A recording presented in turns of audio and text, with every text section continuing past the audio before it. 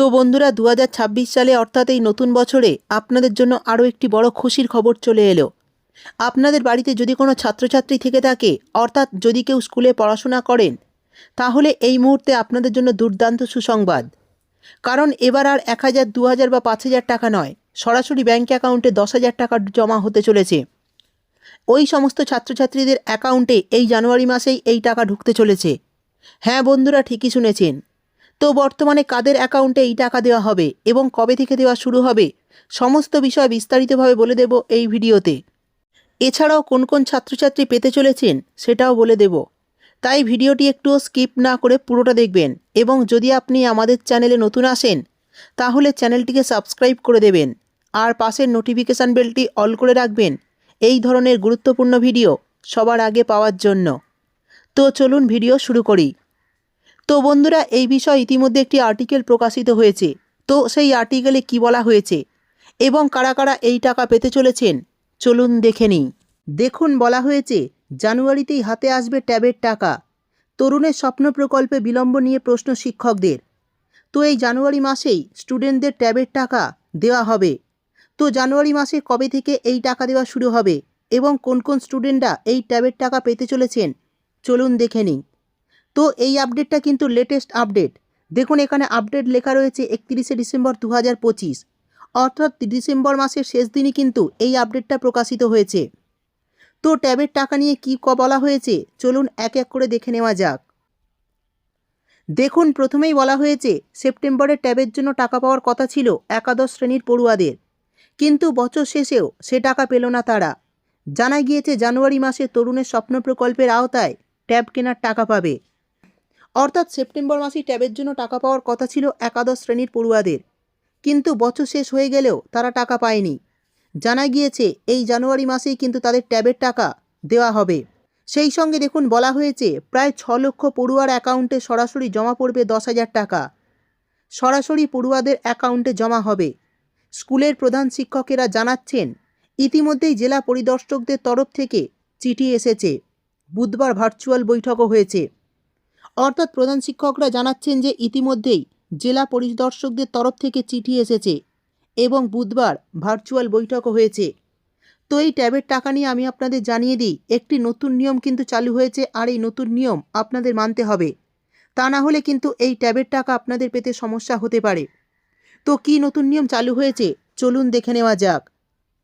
এরই পাশাপাশি দেখুন, বলা হয়েছে নারায়ণ দাস বাঙ্গুর স্কুলের প্রধান শিক্ষক সঞ্জয় বড়ুয়া বলেন, গত বছর যে অনিয়মের অভিযোগ উঠেছিল তা রোধ করতেই এবার ট্যাবের টাকা দেওয়ার ক্ষেত্রে বেশ কিছু পরিবর্তন এনেছে সরকার। পড়ুয়াদের একটি করে লিঙ্ক পাঠানো হচ্ছে, সেখানেই যাবতীয় নথি আপলোড করতে হচ্ছে। সব ঠিক থাকলে টাকা পাবে পড়ুয়ারা। শিক্ষকের দাবি এই কারণেই খানিক বেশি সময় লাগছে। অর্থাৎ এবারে কিন্তু ট্যাবের টাকা দেওয়ার ক্ষেত্রে স্টুডেন্টদের একটি করে লিঙ্ক পাঠানো হচ্ছে। সেই লিঙ্কে ক্লিক করে সেই স্টুডেন্টের যাবতীয় তথ্য আপলোড করতে বলা হচ্ছে। এইভাবেই যদি আপনারা আপলোড করেন, তারপর যদি আপনাদের আপলোডের ডকুমেন্টগুলো ভেরিফিকেশান কমপ্লিট করা হয়, অর্থাৎ যে ডকুমেন্টগুলো আপনারা আপলোড করেছেন সেগুলো যদি প্রমাণিত হয় যে ঠিক, তাহলে কিন্তু আপনারা ট্যাবের টাকা পাবেন। কারণ আমরা জানি বেশ কিছুদিন আগে যখন ট্যাবের টাকা দেওয়া হতো, তখন এই রাজ্যের ট্যাবের টাকা অন্য রাজ্যে চলে যেত, বা অনেক স্টুডেন্টের টাকা পাওয়া হতো না, অনেক স্টুডেন্টের অ্যাকাউন্টে টাকা যেত। তো এই সমস্যা যাতে না হয়, কোনো ভুয়ো ব্যক্তির কাছে যেন এই ট্যাবের টাকা না পৌঁছায়, এই জন্যই এবার সরকারের তরফে এই নতুন নিয়ম চালু করা হয়েছে। সেই সঙ্গে দেখুন, বলা হয়েছে ইতিমধ্যে স্কুল জেলা পরিদর্শকরা জানিয়েছেন যেসব পড়ুয়ারা ব্যাংক অ্যাকাউন্ট সহ অন্যান্য সব নথিপত্র সঠিক বলে সম্মতি দিয়েছেন প্রধান শিক্ষকেরা, তাদেরই ট্যাবের টাকা দেবে সরকার। অর্থাৎ যে সমস্ত আপনার ডকুমেন্টগুলো আছে, সেই ডকুমেন্টগুলো যাচাই করার পর যদি প্রধান শিক্ষক অনুমতি দেন বা সম্মতি দেন, তবেই কিন্তু সরকার ট্যাবের টাকা দেবে। এরপর বলা হয়েছে শিক্ষা দপ্তরের সূত্রের খবর, এখনও পর্যন্ত বহু ছাত্রের নামের বানানোর সঙ্গে আধার কার্ড বা ব্যাঙ্ক অ্যাকাউন্টের তথ্যে গড়মিল রয়েছে। সেসব যাতে দ্রুত সংশোধন করা হয় তার নির্দেশও দেওয়া হয়েছে দপ্তরের তরফ থেকে। অর্থাৎ এরকমও জানা গেছে এখনও পর্যন্ত বহু ছাত্রের নামের বানানের সঙ্গে আধার কার্ড বা ব্যাঙ্ক অ্যাকাউন্টের তথ্যে গড়মিল রয়েছে। অর্থাৎ নামের বানানের কোথাও ভুল রয়েছে, ধরুন আধার কার্ডে এক নাম বা ব্যাঙ্ক অ্যাকাউন্টে আরেক নাম, এই রকম সমস্যা কিন্তু রয়েছে। তো যাদের এই রকম সমস্যা বা গড়মিল রয়েছে, তাদের কিন্তু দ্রুত সংশোধন করার নির্দেশ দেওয়া হয়েছে। সমস্ত কিছু ঠিক থাকলে তবেই কিন্তু আপনারা যে লিঙ্কটা পাবেন, সেই লিঙ্কে সমস্ত ডকুমেন্টগুলো আপলোড করার পরই কিন্তু আপনাদের ট্যাবের টাকা দেওয়া হবে। তা না হলে কিন্তু স্টুডেন্টদের এবার ট্যাবের টাকা পেতে সমস্যা হতে পারে। এরই সঙ্গে বলা হয়েছে, দেখুন, গত বছর অভিযোগ উঠেছিল বহু পড়ুয়ার ট্যাবের টাকা চলে গিয়েছে অন্য কোনো অ্যাকাউন্টে, এমনকি অ্যাকাউন্ট হ্যাক হয়ে যাওয়ারও অভিযোগ উঠেছিল। যেটা আমি আপনাদের আগেই বললাম যে আগে ট্যাবের টাকা যখন দেওয়া হতো তখন এমনও অভিযোগ উঠেছিল যে অন্য কোনো অ্যাকাউন্টে ট্যাবের টাকা চলে গেছে বা অন্য কোনো রাজ্যের স্টুডেন্টের অ্যাকাউন্টে কিন্তু এই ট্যাবের টাকা চলে গিয়েছে। সেক্ষেত্রে কিন্তু অ্যাকাউন্ট হ্যাক হয়ে যাওয়ারও অভিযোগ উঠেছিল। তো সেই জন্যই এই নতুন নিয়ম এবারে চালু করা হয়েছে, যেন যে যোগ্য স্টুডেন্ট বা যে যোগ্য ছাত্রছাত্রীরা রয়েছে তারা যেন সঠিক ট্যাবের টাকা পায়। অর্থাৎ তারা যারা যোগ্য তারা যেন ঠিকঠাকভাবে তাদেরই অ্যাকাউন্টে এই টাকাটা পায়। এই জন্যই এবার সরকারের তরফে নতুন নিয়ম চালু করা হয়েছে।